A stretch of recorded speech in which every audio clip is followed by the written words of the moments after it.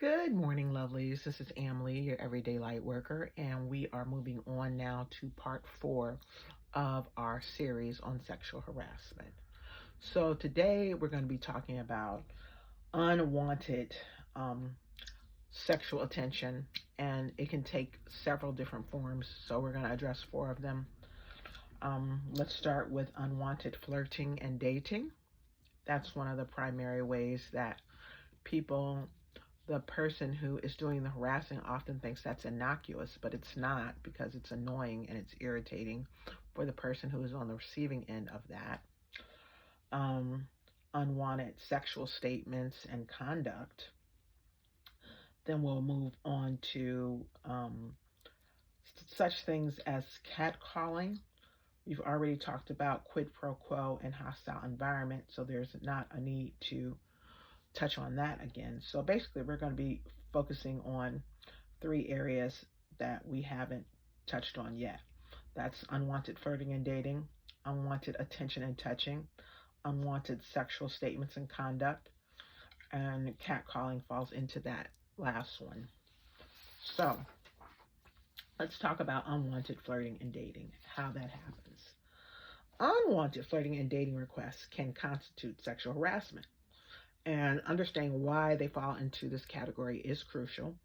While flirting and asking someone out, that's just a natural part of life and human interaction. When it happens at work, when it's persistent, when it's unwelcome, it can create a hostile or offensive environment. And that's when they cross the line into sexual harassment.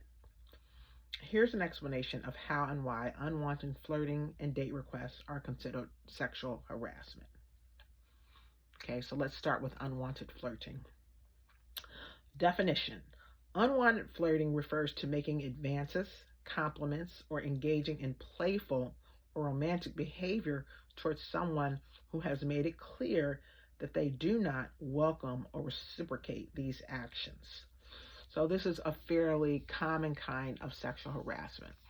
And the harasser is often shocked to be reported for this because how they see it is they're just being a normal person doing what normal people do, and it's no cause for alarm and it's no cause to report them for this behavior. But it is, because it makes the person who's receiving these unwanted requests uncomfortable. I've known people who have tried to avoid people who are doing this at work, even though they have to work with them. I've known people to make up engagements that they don't have in order to deter the person from pursuing them. So if someone is being pursued and they don't want to be pursued, that is harassment. And it's just a huge miscommunication, I think, between men and women, the way that they communicate, that causes this to be a major bone of contention in the workplace. Because men oftentimes don't register this as any type of harassment. They don't think they're doing anything wrong. And so if they should get reported for it and be investigated for it, they become very angry because they don't think that what they have done is wrong in any way, shape, or form. And they don't really understand how it crosses the line.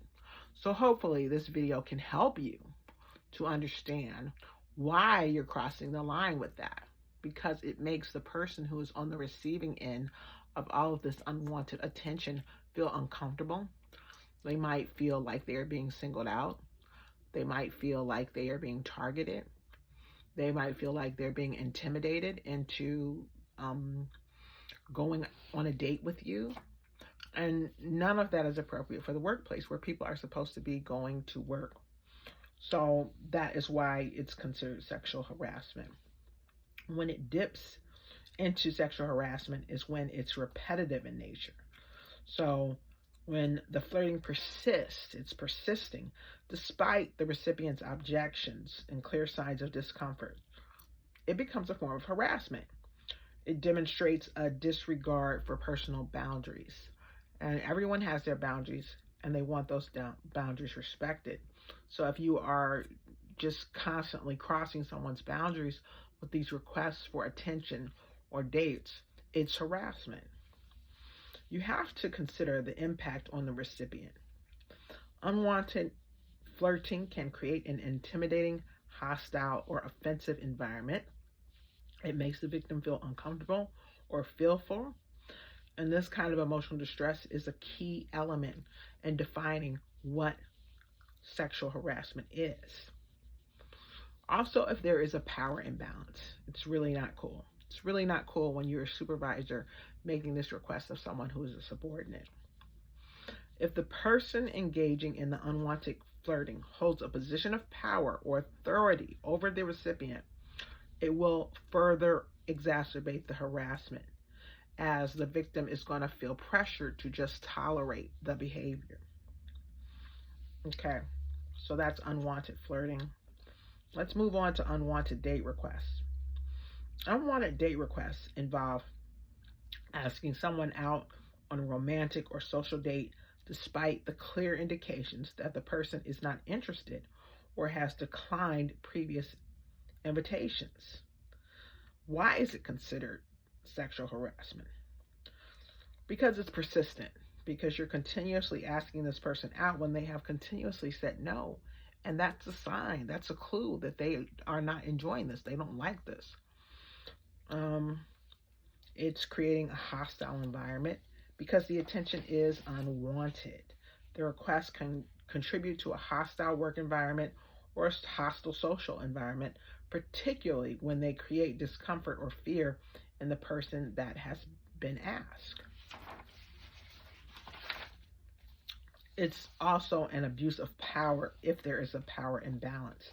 If the person making the request holds a position of power, it will magnify the harassment, as the victim is going to feel coerced to comply due to the power dynamics. So in all these cases, it's important to recognize that the sexual harassment is not limited to physical actions, but it also encompasses both verbal and nonverbal behavior that creates an intimidating, offensive, or hostile atmosphere for the recipient. The key factor is the unwelcomeness of the behavior and its impact on the victim. Harassment, including unwanted flirting and date requests, have significant emotional, psychological, and professional consequences for those who experience it. Addressing such behavior and promoting awareness of what constitutes sexual harassment is essential to creating a respectful and safe environment for everyone in the workplace. Legal frameworks and workplace policies should be in place to protect individuals from these forms of harassment and provide legal remedies for the victims. So I said should. As I stated before in my video on anti-harassment policies, it is not always the case, but that's a first start for someone who believes they are experiencing harassment. Check and see if your organization has an anti-harassment policy or a zero tolerance for sexual harassment policy, and read that policy and see what it says. Like I said, this is very pervasive in the workplace. It's very prevalent. Your best defense is to document it, either digitally by video or through text messages, or you can simply write it down. But you want to document that you are being subjected to this kind of harassment, and you want to document how often it's happening, because that's a key in determining whether it's harassment, how often it happens. So that's it for unwanted flirting and dating. We're going to move into the other forms next video. But I hope this helps.